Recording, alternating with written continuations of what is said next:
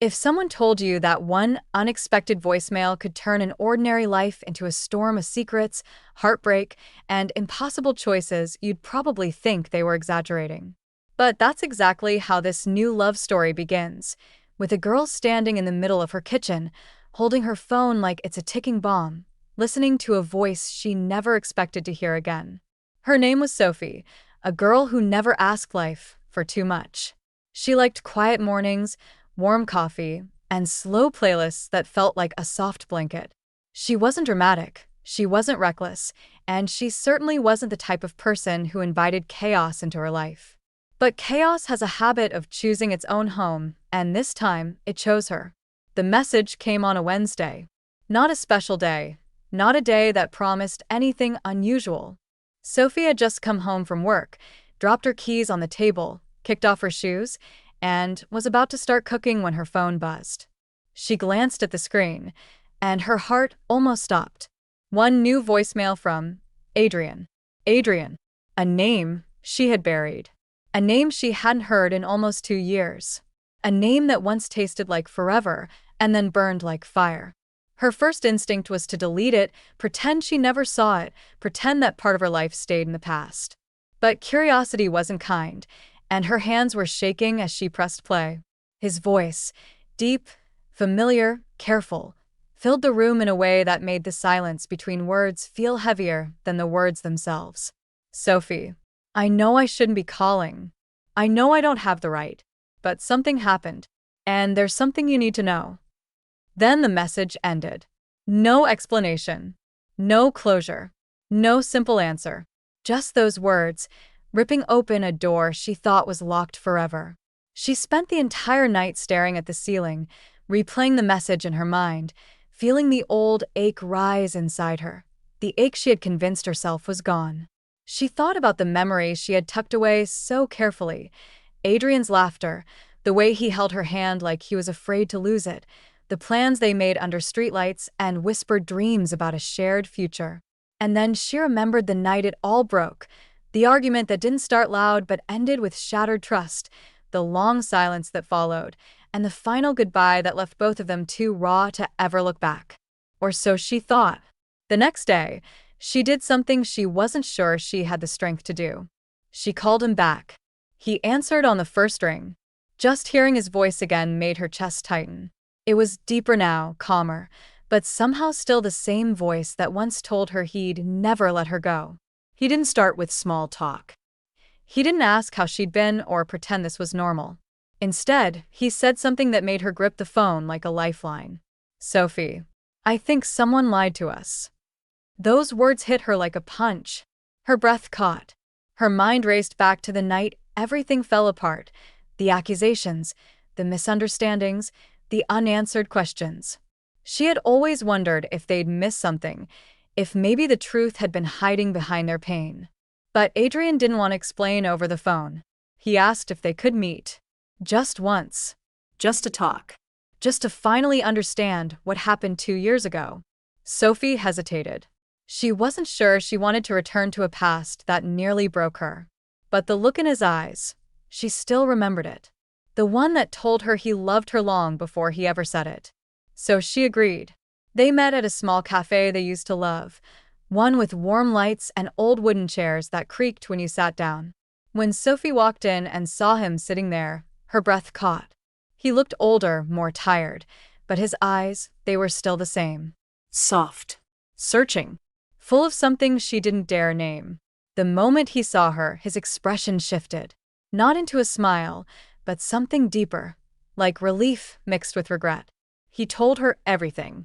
How one of their closest friends, someone they trusted, had twisted their words, fed them lies, made sure they drifted apart. How jealousy had poisoned the truth.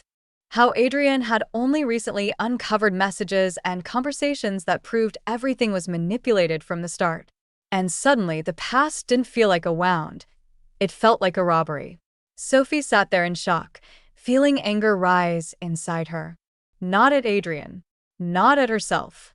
But at the truth that had been stolen from them. Adrian apologized.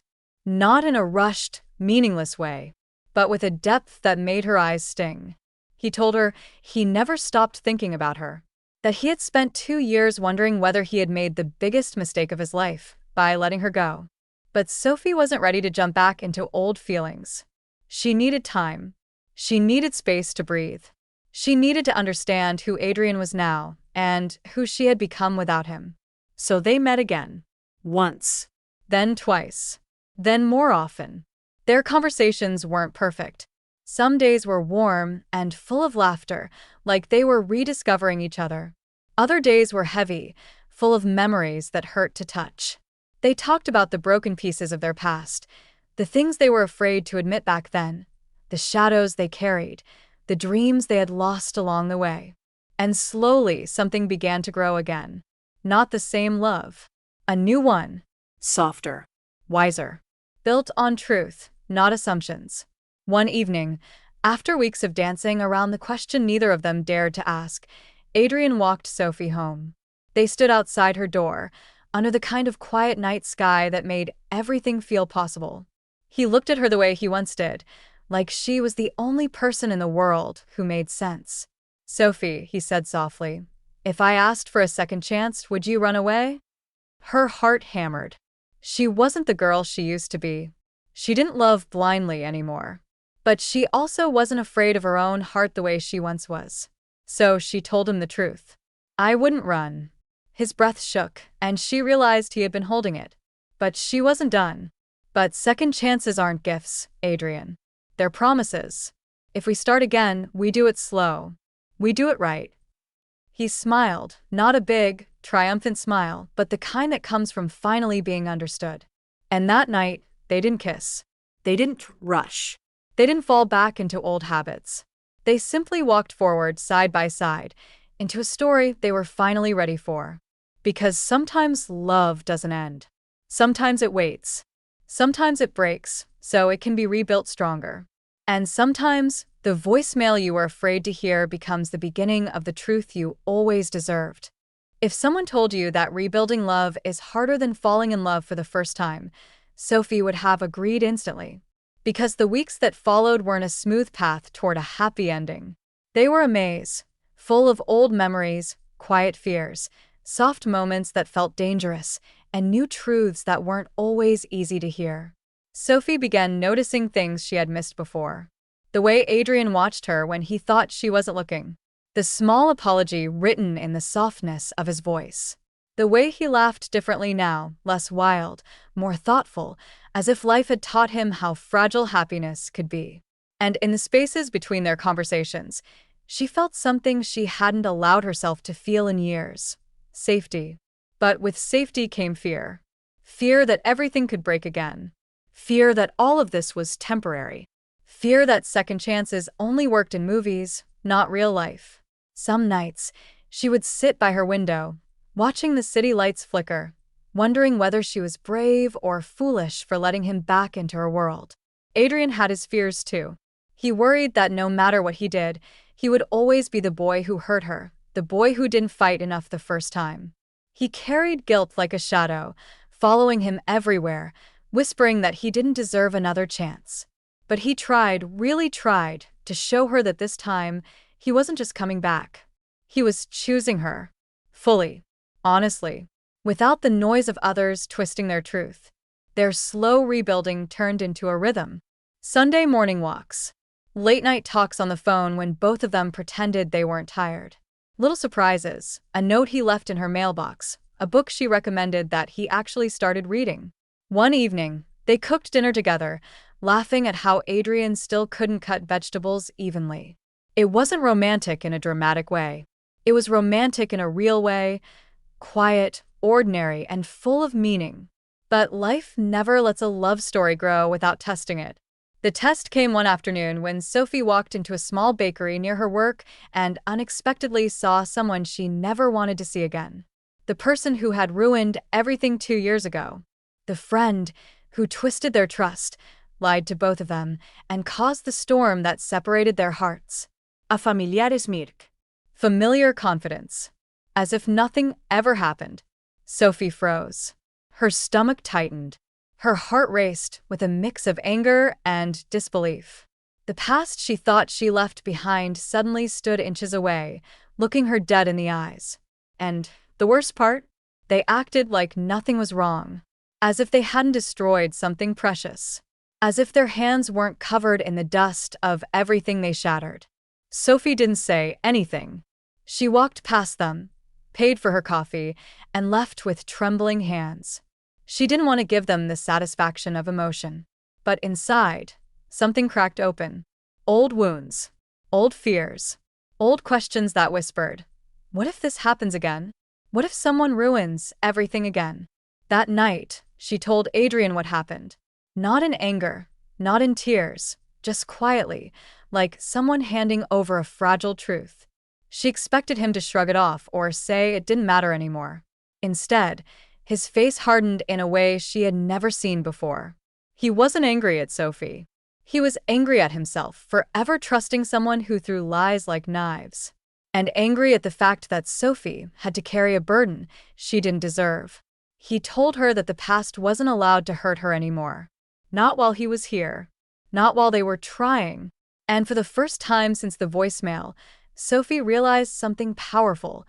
Adrian wasn't fighting for forgiveness. He was fighting for her future. Days turned into weeks again, but this time something shifted. Their connection grew deeper. Their confidence in each other became steadier. They talked about everything they never had the courage to discuss before: boundaries, fears, trust, dreams, the version of love they both wanted to build. And slowly, the broken pieces of their past didn't feel sharp anymore. They became part of a story, not the ending, but the beginning of something stronger. One evening, Sophie invited Adrian to a quiet hill outside the city where she used to sit when she needed to think. The sky was painted with soft sunset colors, blending pinks and purples into something gentle, calm, and endless. They sat next to each other, the grass cool beneath them, the wind brushing their hair like a soft reminder that life still held beauty even after storms. Sophie spoke first, her voice steady but vulnerable. She told him that she was scared, not of him, but of losing something she was finally brave enough to want again. Adrian listened without interrupting, his eyes on her like she was the only truth that mattered. Then he told her something she had waited years to hear, that he wasn't asking her to forget the past, or erase the pain, or pretend they hadn't been broken. He was asking for the chance to build something new, not a continuation of who they once were, but a future shaped by who they had become. And for the first time, Sophie felt the fear in her chest loosen its grip. Because love, she realized, wasn't about perfection. It was about two people choosing each other again and again, even after the world tried to break them. They sat there until the sun disappeared behind the horizon. And in the soft blue glow of the fading light, Adrian reached out his hand, gently, like a promise, not a request. Sophie looked at his hand, then at his eyes, and in that moment, she understood something she had been searching for all this time. Letting someone back in isn't weak. It's brave. It's choosing hope over fear, healing over hiding, truth over silence. So she placed her hand in his, not as a symbol of returning to the past, but as a choice to walk into the future together, step by slow step. Because sometimes love doesn't come back perfect. It comes back real.